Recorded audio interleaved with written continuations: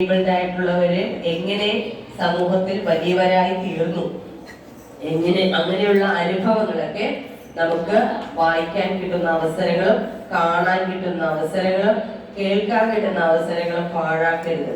ഇന്ന് നമ്മുടെ എല്ലാവരുടെയും പേരിൽ ഗിൽ സാറിനെ ഈ വേൾഡ് ഡിസേബിൾ ഡേയുമായിട്ട് നൽകുന്ന സന്ദേശവും അനുഭവവും പറയുന്നതിനായിട്ട് പ്രത്യേകമായി ക്ഷണിച്ചുകൊള്ളുന്നു.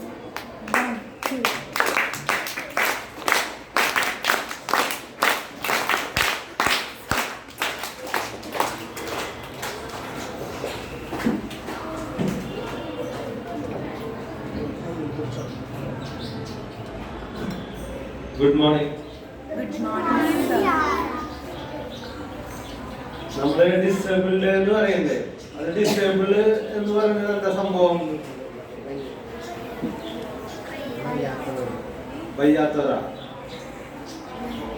വയ്യാത്തവരൊന്നല്ല. നമ്മള് പലർക്കും ജന്മന ചിലപ്പോ കയ്യിനോ കാലിനോ അല്ലെങ്കിൽ മനസ്സിനോ മാനസികമായിട്ടോ ഒക്കെ വളർച്ച വരാത്ത ആളുകൾ ഉണ്ടായിരിക്കും. അങ്ങനെയുള്ള ആളുകളെയാണ് നമ്മൾ ഡിസേബിൾ എന്നൊക്കെ പറയുന്നത്. അത് നമ്മൾ ആ പേര് ഇപ്പൊ ഉപയോഗിക്കുന്നില്ല. കുറച്ചു നാളൊക്കെ ഫിസിക്കലി ചലഞ്ചഡ് എന്നാണ് യൂസ് ചെയ്തത്. ഇപ്പൊ അതും മാറി. ഇപ്പൊ അങ്ങനെ മാറി ഡിഫറെന്റ്ലി ഏബിൾഡ്.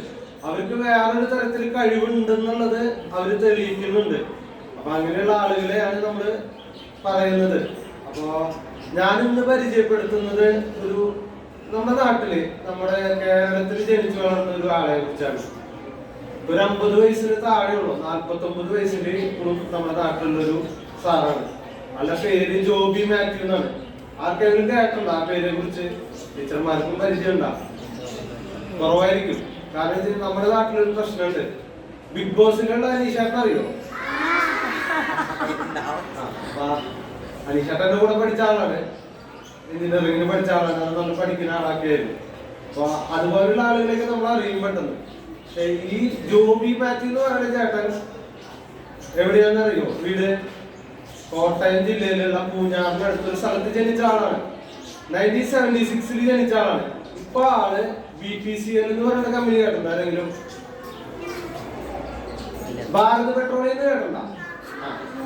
ഭാരത് പെട്രോളിയം കമ്പനിയുടെ കോർപ്പറേഷൻ ലിമിറ്റഡ് ആണ് ഈ BPCL. അവിടുത്തെ സ്പോർട്സ് ട്രെയിനറാണ്. ആളുടെ പ്രത്യേകത എന്താണെന്ന് പറയുമോ? ആൾക്ക് 2 കാലും ജന്മന ഉണ്ട്. കുഞ്ഞ് 2 കാലുകളാണ്. ആള് ഉയരം നിങ്ങളുടെ ഉയരമുണ്ടോ? 1-ാം ക്ലാസ്സിലുള്ള ഒരു കുട്ടിക്ക് എത്ര ഉയരുണ്ടാവും? ഒരു 3 അടി ഉണ്ടാവില്ലേ? ആള് 3 അടി 6 ഇഞ്ച് ഉയരമുള്ളൂ ഈ ആൾക്ക്. അല്ല, കയ്യൊക്കെ കണ്ടണ്ട, കൈ കണ്ടെങ്കിൽ നമുക്ക് പേടിയോ? അത്രയും ശക്തിയുള്ള കയ്യാ. ആള് ഏകദേശം ഒരു 10-30 തവണ ഇന്ത്യനെ റെപ്രസെന്റ് ചെയ്തിട്ട് ഏബിൾ ആയിട്ടുള്ള ആളുകൾ എന്ന് പറയുന്നത് ഡിസേബിൾ ആയിട്ടുള്ള ആളുകൾ തമ്മിലുള്ള വ്യത്യാസം മനസ്സിലായ?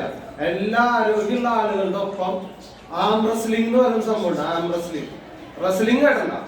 ഗുസ്തി കേട്ടണ്ട? ഗുസ്തി പഞ്ചഗുസ്തി എന്ന് കേട്ടണ്ട? പഞ്ചഗുസ്തി കൈകൊണ്ടുള്ള ഗുസ്തിനെയാണ് പഞ്ചഗുസ്തി എന്ന് പറയാ.